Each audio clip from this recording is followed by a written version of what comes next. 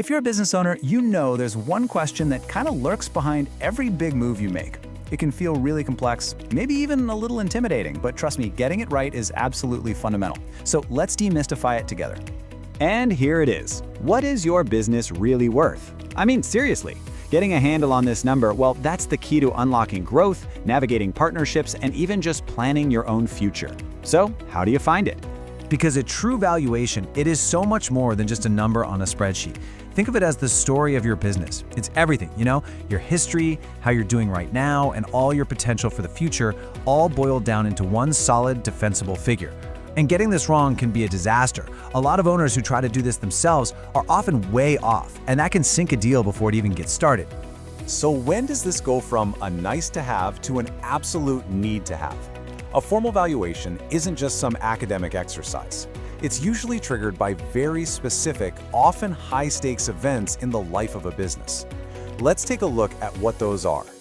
And what's wild here is just how different these situations are.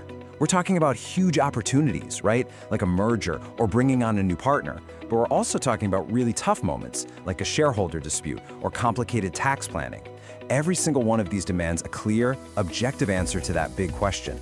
What's the value? Now, I know this can all seem a little daunting, but the good news is that this whole complex process, it can be broken down into a pretty clear and manageable playbook. And just understanding the playbook is the first step to really taking control of your company's financial story. And this right here perfectly shows what you need to do to get ready. Think of this as your valuation toolkit. You're going to want at least 5 years of financial statements, any shareholder agreements you have, and your forecasts all ready to go. Oh, and a quick heads up. If you have family on the payroll, make sure you have super detailed records of what they do. That's really crucial. Okay, so let's walk through the actual process. It basically happens in 4 clear phases. It all kicks off with an initial meeting just to get to know your business. Then it's time to gather all your documents using that toolkit we just talked about. After that, the real deep dive analysis begins. And it all leads up to the final, and I think most important step, a meeting where the final report is explained to you, making sure you get every little detail behind that final number. Now here's something you really need to know. Not all valuations are the same. You don't always need the biggest, most expensive, in-depth analysis. You've got options, and you can pick the right level of certainty for whatever your situation is. This slide breaks it down perfectly. You've got a calculation report that's lower assurance, lower cost, probably great for just internal planning. Then there's the estimate report, which is a solid middle ground. But for the really big stuff, like a merger or a court case, you're going to need that comprehensive report. It gives you the highest level of assurance and the most detail. The key is to match the report to your specific need. But a quality valuation, well, it's both an art and a science. It's not just about what's on your balance sheet, it's about digging deeper.